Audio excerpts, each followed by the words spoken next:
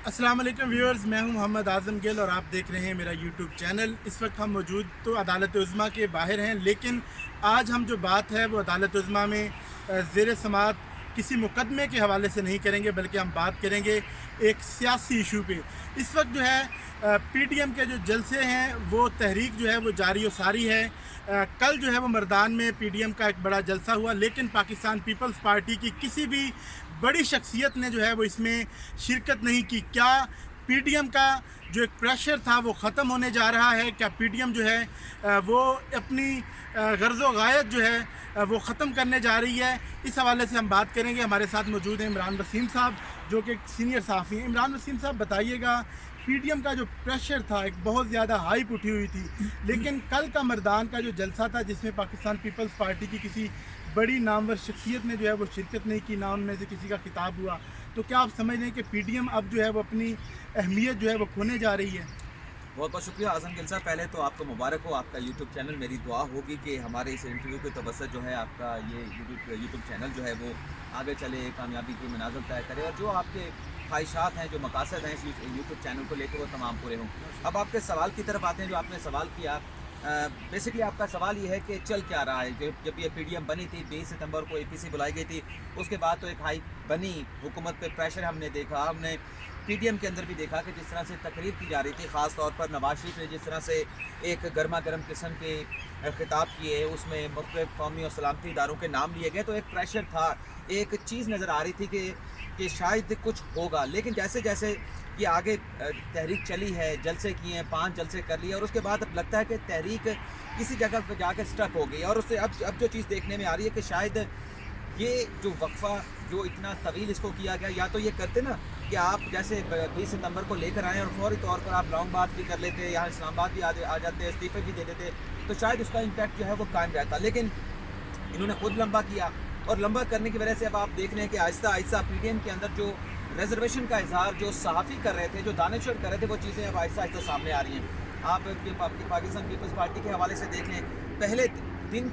पहले दिन से कहा जा रहा कि ये जो आज ऐलान कर दिया गया है कि इस्तीफे हम देंगे लॉन्ग मार्च के बाद, तो बहुत सारे जो दानिशवर सहाफ़ी ये कह रहे थे कि ये सिर्फ अनाउंस किया गया है, पीपल्स पार्टी इस्तीफ़ों की तरफ नहीं आएगी, उनकी एक तारीख है। कभी भी जमहूरियत को डिरेल करने के हवाले से या जमहूरियत को गैर मुस्तहकम करने के हवाले से पाकिस्तान पीपल्स पार्टी का कोई ऐसा किरदार नज़र नहीं आया। लेकिन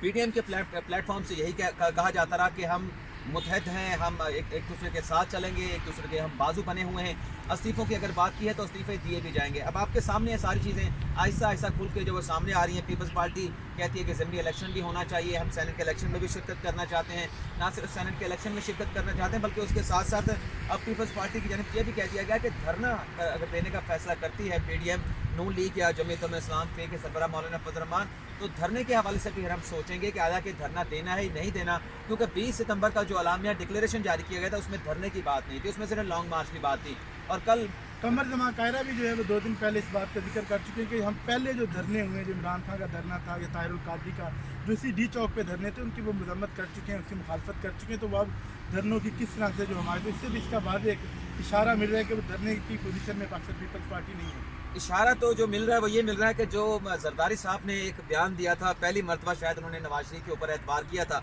और बयान दिया था कि हम ईंट से ईंट बजा देंगे, ये जो बिल्ला पकड़ा गया है आपने इसे छोड़ना नहीं है। इस किस्म का बड़ा दबंग किस्म का पहली बार किसी पीपल्स पार्टी के से रहनुमा की जानिब से ऐसा स्टेटमेंट सामने आया था। और शायद पहली मरतबा पीपल्स पार्टी के आसिफ अली जरदारी की जानिब से नवाज शरीफ पर एतबार किया गया था। शायद वो अब उन लोगों का एहतसाब चाहते हैं जिन्होंने आइन के साथ आइन को तोड़ा है, आइन की जो है वो वायलेशन की है। लेकिन उसके बाद क्या हुआ, जरदारी साहब ने स्टेटमेंट तो दे दिया, उसके बाद आपने देखा कि नवाज शरीफ को कॉल की गई, जरदारी की कॉल अटेंड नहीं की नवाज शरीफ ने, और जो खाना दिया गया था नवाज शरीफ ने उस खाने में भी शिरकत नहीं की। और आपको पता है कि जरदारी साहब जो बात दिन में रख लेते हैं फिर वो उसे भूलते नहीं, उसका बदला किसी न किसी जाकर, और उनका एक मशहूर जुमला भी है कि जमहूरियत बेहतरीन इंतकाम है। और लगता है कि अब वो इंतकाम जो है जरदारी साहब नवाज शरीफ से ले रहे हैं कि जब उन्होंने स्टेटमेंट दिया और फिर नवाज शरीफ साहब पीछे से गायब हो गए, उन पर एतबार करके वो स्टेटमेंट दिया गया था, अब वो इसी जमहूरियत के सिस्टम के तहत नवाज शरीफ से बदला ले रहे हैं। और कल जिस तरह से रब्ता किया गया मौलाना फजल रहमान से और नवाज शरीफ के साथ, गो के उस समय तासुर ये दिया गया है कि हमें ज़िमनी इलेक्शन भी लड़ने चाहिए, हमें सेनेट के इलेक्शन में भी जाना चाहिए और सेनेट के इलेक्शन में अपनी मेजॉरिटी हासिल करने के बाद या जो भी हम सीटें हासिल कर सकते हैं वो हासिल करने के बाद फिर हमें रिज़ाइन की तरफ जाना चाहिए। यहाँ पर भी जो जरदारी साहब हैं अब फिर डबल गेम कर रहे हैं। एक तो ये कह रहे हैं कि अभी हमें इस्तीफे ना दें फौरी तौर पर, सेनेट का इलेक्शन हम जो है वो लड़ने और ज़िमनी इलेक्शन भी, ये रिसेंटली ज़िमनी इलेक्शन भी लड़ने, सेनेट का इलेक्शन भी लड़ने, जितने हमारे सेनेटर बन सकते हैं बनवा लें। बल्कि तो कल के कॉल में ज़राए ये भी बताते हैं, ये भी कहा गया जरदारी साहब की जानिब से कि आप मेरे ऊपर यकीन करें, मेरी एक्सपर्टीज़ के ऊपर, मेरे अंदर इतनी सलाहियत है कि ये जो कहा जा रहा है ना पाकिस्तान तहरीक इंसाफ इस सेनेट के इलेक्शन में अक्सरियत हासिल कर लेगी, तो ये मैं उन्हें मौका नहीं दूंगा। हमें सब्र के साथ चलना चाहिए, सोच समझ के साथ चलना चाहिए। लेकिन अब गलत फहमियाँ पैदा हो चुकी हैं। अब देखते हैं कि जब मरकज़ी इजलास बुलाया जाता है PDM का, उसमें इस तजवीज़ के हवाले से जो कल आसिफ अली जरदारी ने नवाज शरीफ और मौलाना को दिया है, इस पर क्या गौर किया जाता है। लेकिन एक और बात है, पीपल्स पार्टी ने 29 दिसंबर को अपना जो मरकज़ी मजलिस आमला का इजलास तलब किया है, एग्जीक्यूटिव कमेटी कहते हैं या क्या कहते हैं उसको, सेंट्रल एग्जीक्यूटिव कमेटी कहते हैं। अब उसमें कह रही है हम इस्तीफ़ों के मामले पर गौर करेंगे, लॉन्ग मार्च पर भी गौर करेंगे। आपने गौर का 29 दिसंबर को करना, लेकिन राब्ते तो जरदारी साहब पहले कर रहे हैं कि हमें इस्तीफ़े नहीं देने चाहिए। तो ये कौलों फिल में तजाद और ये आपस में गलत फहमियाँ आहिस्ता आहिस्ता खुल के सामने आ रही है, क्योंकि जितनी पार्टियाँ PDM में शामिल हुई थी उनका जो नज़रिया आप कह लें या उनके जो पॉलिटिकल थॉट्स हैं वो कह लें आपस में मैच नहीं करते थे। यहाँ तो इन्हें बड़ी तेज़ी के साथ आपने तमाम स्टेप लेने चाहिए थे, या फिर ये जो 20 सितंबर को आपने APC के बाद PDM तश्कील दे दी, आपको फिर आहिस्ता आहिस्ता चलना चाहिए था। ये जलसे जुलूस आप बाद में रखते, ये जो आप रैलियाँ आप कर रहे हैं आपको पहले रैलियाँ करनी चाहिए, छोटे मोटे रैलियाँ करते, जलसे जुलूस छोटे मोटे करते, फिर बाद में आपके जाकर आप ये जलसों की तरफ आते, फिर लॉन्ग मार्च की तरफ, फिर इस्तीफों की तरफ। लेकिन आपने पहला जो कार्ड है इस्तीफा अपना जलसों वाला पहले अग्रेसिव लेवल, आखिरी जो अग्रेसिव लेवल से स्टार्ट कर दिया जी। तो एक तरफ जो सेनेट इलेक्शन के हवाले से पाकिस्तान पीपल्स पार्टी का भी मौक़िफ़ सामने आ रहा है, पाकिस्तान मुस्लिम लीग नून भी जो है वो इलेक्शन के मामले में बैकफुट पे नहीं आना चाह रही, दूसरे इस्तीफ़े देना चाह रही। तो आप नहीं समझते कि ये तजब्बुब का खुद शिकार है, खुद क्लैरिटी नहीं है PDM में? सर मैंने यही तो कहा ना कि जब आपने एक अपने शेड्यूल को इतना लंबा कर दिया और आपने मतलब ये फैसला ही नहीं किया था कि हमने इसको लेके किस तरह से चलना है। अब आप देखें कि जैसे अब मैं क्या बयान करूं, जो आप कह रहे हैं कि इनमें डिसीजन पावर नहीं थी या जो भी था इनका, लेकिन बहरहाल जितनी जो इन्होंने तहरीक चलाई है हुकूमत के खिलाफ, पहले सेशन के बाद, पहले 1-2 जलसों के बाद अब इस तहरीक का कोई नतीजा निकलता हुआ बज़ाहिर दिखाई नहीं दे रहा। और अभी अगर आप मुझसे पूछें कि तो बज़ाहिर ये नज़र आ रहा है कि ये तहरीक जो है उस तरफ जो है वो चल पड़ी जहाँ इन्हें कुछ मिलने वाला नहीं है। इन्हें बैठ के मुज़ाकरात ही करने पड़ेंगे, इन्हें वापस आना पड़ेगा। मुज़ाकरात करने के लिए हुकूमत तैयार नहीं है। नहीं, हुकूमत ने तो ऑफ़र की है मुज़ाकरात के हवाले से, लेकिन अब ये बार बार यही कह रहे हैं नहीं हमने हुकूमत के साथ मुज़ाकरात करने नहीं है। हुकूमत ने तो कई स्टेटमेंट दिए हैं, इमरान खान ने दिए हैं, उनके वज़रा की जानिब से दिए गए हैं, शेख रशीद ने दिए हैं, लेकिन उसमें थोड़ा सा मेरे ख्याल से, क्योंकि बहुत सारे लोग ये तासुब भी लेते हैं कि मुज़ाकरात अगर होंगे तो NRO पे बात होगी, NRO पे बात नहीं होगी और ना ही NRO पे बात हो सकती है अगर इस किस्म के मुज़ाकरा होता है। लेकिन इस किस्म की जब भी कोई तहरीकें चलती हैं या इस किस्म की कोई भी अगर पॉलिटिकल एक्टिविटी मुल्क में जनरेट होती है तो उसको आपने जब सॉर्ट आउट करना है तो आपने टेबल पर ही आना है। जंगें भी अगर ममालिक के दरमियान होती है तो उसका सोल्यूशन जो है वो आपको टेबल पर बैठ के एड्रेस करना पड़ता है, उसके अलावा कोई हल नहीं है। अच्छा, PDM के नाकामी की सूरत में सबसे ज़्यादा इफेक्ट कौन सी? सबसे ज़्यादा इफेक्ट जो है मुस्लिम लीग नवाज़ होगी और कोई इफेक्ट नहीं होगी, क्योंकि जो बयानिया तराशा गया अपना नून लीग की जानिब से, ख़ास तौर पर नवाज शरीफ ने जिस तरह से कौमी सलामती के इदारों के सरबराहान के नाम लिए हैं, उसके बाद उनके लिए ये इतना ज़्यादा जो है वो इशू बन चुका है कि वो लगता ये है कि काबिल कबूल नहीं है और नफरत भी पैदा हुई है कहीं ना कहीं कुछ सेगमेंट्स में जाके। तो अगर ये तहरीक नाकाम होती है तो सबसे ज़्यादा लॉस होगा वो शरीफ ख़ानदान का होगा, नून लीग का होगा। पीपल्स पार्टी तो जिस तरह से आप देख लें, वो सहाफ़ी भी जो थोड़ा बहुत टिल्ट करते हैं अगर नून लीग की तरफ या अपोजिशन की तरफ, वो भी कहना शुरू हो गए कि पीपल्स पार्टी से आप होशियार रहें। सलीम साफ़ी साहब का पिछले दिनों जो है वो ट्वीट निकाल के देख लें, उसमें क्या कहा गया कि PDM को पीपल्स पार्टी से होशियार रहना चाहिए, जो दोनों तरफ खेल रही है और अपने लिए डील हासिल करना चाहती है, अपने लिए कंसेशन हासिल करना चाहती है। तो अगर नाकाम होती है तो पीपल्स पार्टी तो अपना हिस्सा लेके चली जाएगी, नाकामी पीपल्स पार्टी अपना हिस्सा अपना फ़ायदा लेके साइड पे चली जाएगी। मौलाना फजल रहमान को भी इतना नुकसान नहीं पहुंचेगा, उनको वैसे भी इतना ज़्यादा स्टेक नहीं है पार्लियामेंट में। नुकसान जो होना है वो नून लीग के अपने बयानी की वजह से वो सिर्फ नून लीग को और शरीफ ख़ानदान को होगा। तो दूसरा ये है कि सेनेट के इलेक्शन के वाले जिस तरह से आपने बात की, कल अदालत उज़्मा में एक बड़ी डेवलपमेंट हुई जो कि पाकिस्तान तहरीक इंसाफ की जानिब से जो रेफरेंस सदारती रेफरेंस है वो अदालत उज़्मा में दायर किया गया। तो आप क्या समझते हैं कि पाकिस्तान तहरीक इंसाफ यानी कि हुकूमत ओपन बैलेट के हवाले से संजीदा है?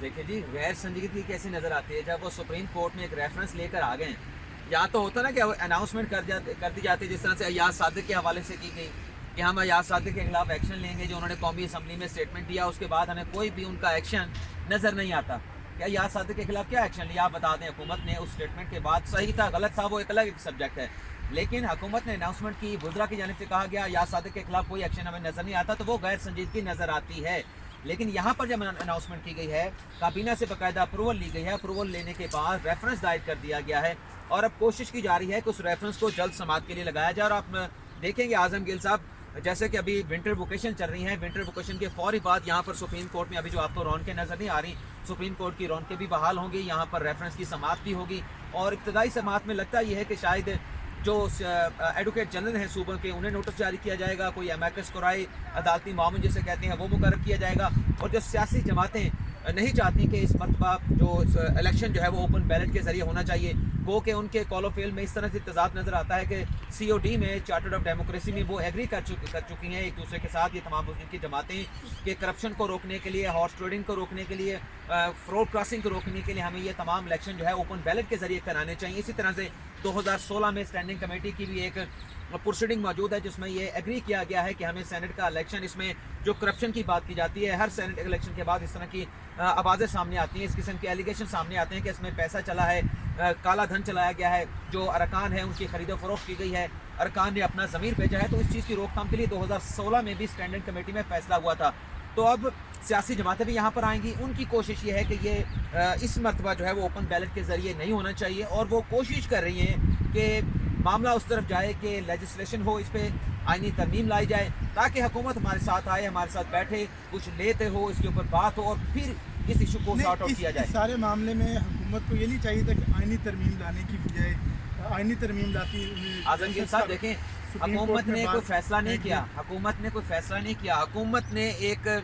सोचा है कि ऐसे होना चाहिए, और हुकूमत ये समझती है कि मौजूदा जो आपका कॉन्स्टिट्यूशन है, मौजूदा जो आपके कानून हैं इलेक्शन कंडक्ट करने के हवाले से, उसमें गुंजाइश मौजूद है कि सेनेट का ये इलेक्शन ओपन बैलेट के ज़रिए हो सकता है। लेकिन इसको इम्पोज नहीं किया हुकूमत ने। अगर इम्पोज करती तो यहाँ सुप्रीम कोर्ट में रेफरेंस दायर ना करते। वो अदालत से, मुल्क की सबसे बड़ी अदालत से राय लेना चाह रहे हैं कि आया कि ये पॉसिबल है, जो हमारा कानून है इलेक्शन एक्ट का, इलेक्शन कंडक्ट कराने के हवाले से, कॉन्स्टिट्यूशन का, उसके मुताबिक आया कि ये ओपन बैलेट के ज़रिए हो सकता है, नहीं हो सकता। अगर अदालत इजाज़त देगी तो सेनेट का इलेक्शन ओपन बैलेट के ज़रिए होगा, अगर नहीं देगी तो फिर जो प्रोसेस है, जो तरीक़ाकार है, उसी के मुताबिक ये इलेक्शन होगा। अच्छा, दूसरा आखिर में ये बताइएगा कि PDM का मुस्तकबिल क्या देखें? वैसे आजम गिल साहब, आपका अभी चैनल मोनेटाइज नहीं है, मैंने आपको दुआ भी दी है कि आपका चैनल जो है वो जल्द अज जल्द मोनेटाइज हो। आपको शुरू में कोशिश ये करनी चाहिए कि अपनी वीडियो का दौरानिया छोटे से छोटा रखें, ताकि जो व्यूअर्स हैं, देखने वाले हैं, आपकी वीडियोस में दिलचस्पी लें। ये